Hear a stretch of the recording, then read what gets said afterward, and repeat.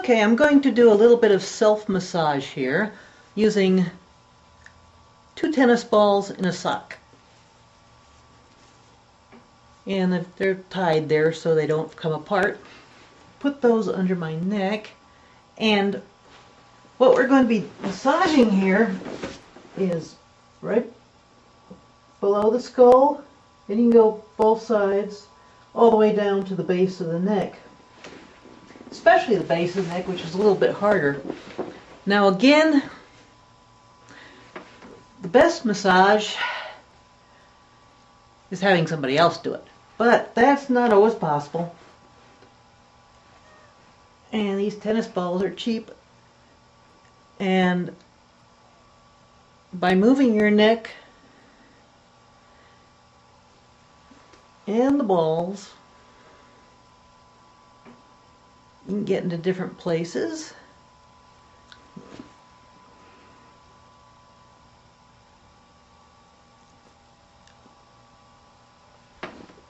Now, when you first start out doing this,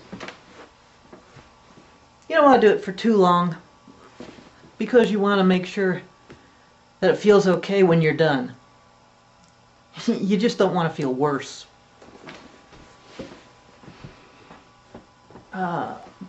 But if it feels good, it is good. Now there are tools you can buy. And fortunately, with the internet, there are sites where people have reviewed them, so you kind of know what you're getting before you buy. For example, Amazon.com no longer sells books. They sell just about everything. The good thing about Amazon.com is that you can read the reader reviews, even if you don't plan on buying it at that site. If you buy the product somewhere else, at least you know whether people like the product or not. But here I'm assuming that you want to save your money. So we'll just do it the cheap way. And if you find something you like, you can put it on your wish list. It's a good thing. Yeah. Another good thing for these 2 tennis balls in a sock, you can put them in between your shoulder blades and lay down on them. Now, you want to be on a hard surface, padded by maybe a carpet or a thin athletic pad or a yoga pad or something, but not on a bed. I'm laying on a massage table, and it's really too soft to get as much impact as I want, but so the surface that you lay on does make a difference. You can use these all the way down your vertebrae, down to your low back. In your low back area, your vertebrae are bigger, so you may have to tie the balls further apart. But tying them together keeps them in place so they don't slip all over the place, because they are round and want to go wherever they want to. Well, speaking of wish lists, this is a product I just got, and they've been around for a long time. These are Theracanes, and I've got a lot of electrical, well, quite a few electrical massagers, handheld things that really don't do that much for me, but this is really a nifty tool, and I'll just demonstrate it a little bit. I'm assuming you don't have one, but it's really good for getting at places that are hard to reach. You don't have to grip this thing, it just uses leverage, and as you can see, it gets into hard to find places.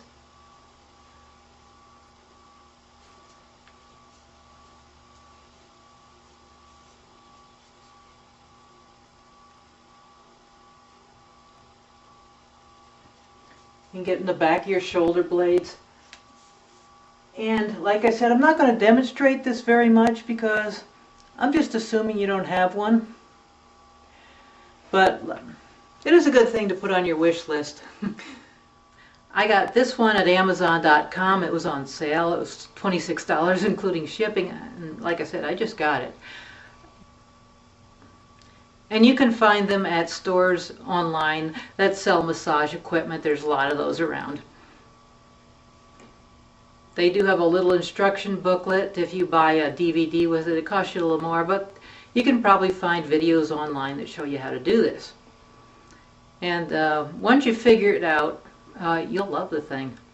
Now, I assume you don't have one of those, but what you probably do have is a long sock and a tennis ball, or you can get them very easily, and you need a wall.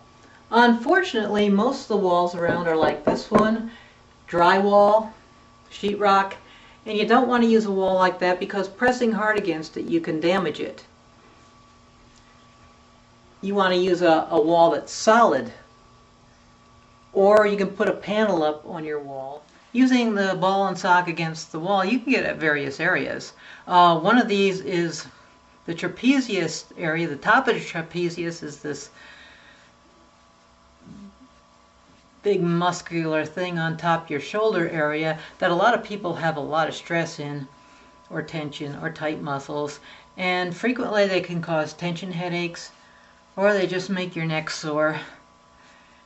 So getting them relieved, one way to do that is push yourself against the wall and then push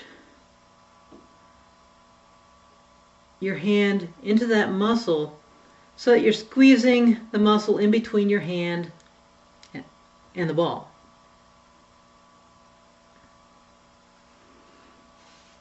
And where you want to place the ball is wherever you feel tender spots. Now, obviously, you can get at other areas in your back as well. And I'm not going to demonstrate against the wall because you won't see anything. But anywhere you can put that ball, anywhere there's tender spots, go for it. And what's best about a wall instead of just the floor is you can control the amount of pressure a lot easier. With the floor, you're just relying on gravity, which may be too much pressure for you. This is a tennis ball. You can also use lacrosse balls, which are a little bit harder. Or you can use those high bounce balls, if you can find them, that are a little harder, but are also a little bit smaller than a tennis ball to get in some areas that your tennis ball can't reach. And how you use them is you want to push for a second, release for a second, push for a second, release for a second on any tender spot you find. You can also roll around the ball a little bit, whatever feels good. But you want to find the tender spots because those are your squeaky wheels, and you could spend hours on your body, but if you work on the most tender spots first, that gets your problem solved quicker. And like I said, not just for carpal tunnel or false carpal tunnel or anything else, anywhere you've got a problem in your back or your butt, tennis balls are very effective. Now here's an exercise that you can do at your desk. You can do it in your car while you're waiting for traffic. You can do it watching TV or whatever. What you want to do is pull your head back. You don't want to tilt it back. You just want to pull it back like you're making a double chin. And if you're doing it right, you'll feel the tension right up at the top of your neck.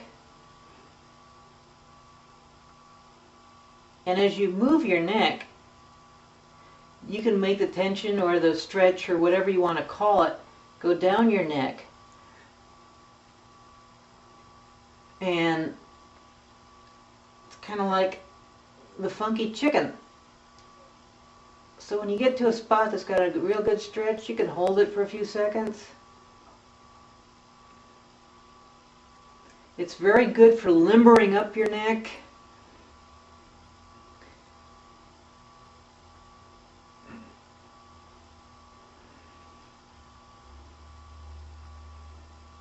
Almost like a massage for the ligaments in between the vertebrae.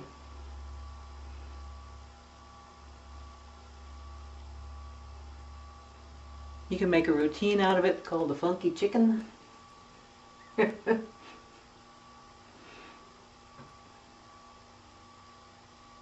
And when you get strong at this, you can do this laying down and just add a little gravity to it to get the funky chicken to help strengthen your neck. Now here's something you may or may not be able to do depending on your hand strength. And again, it's always better if someone else does it. But this is an exercise for neck traction. And I've got a strap from a robe. You can use the yoga strap or any other type of strap you can find. Not a rope though, you know, just something soft. And I'm pulling up and out, letting my head hang. This adds a little traction to the neck, just a subtle little traction.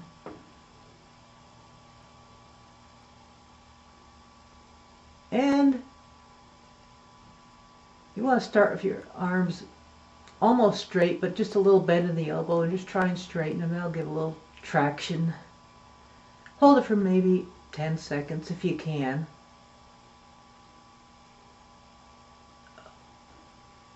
And ease down slowly. You just don't want to let your head drop thunk. Now, if you have a partner, they can do a neck stretch on you. This is just an empty pillowcase. Lean back and hold the traction gently. You don't want to ream on the neck. It's not a torture exercise here. Just pull until there's resistance and hold it there. Pulling this way. And if the neck stretches a little more, then pull and hold. And you can pull and hold again. And 10 seconds is fine, or whatever's comfortable for whoever is laying there. For most people, traction feels really, really good, but occasionally it doesn't. And a good word to use if something doesn't feel good is the word ouch. It's hard to misinterpret the word ouch.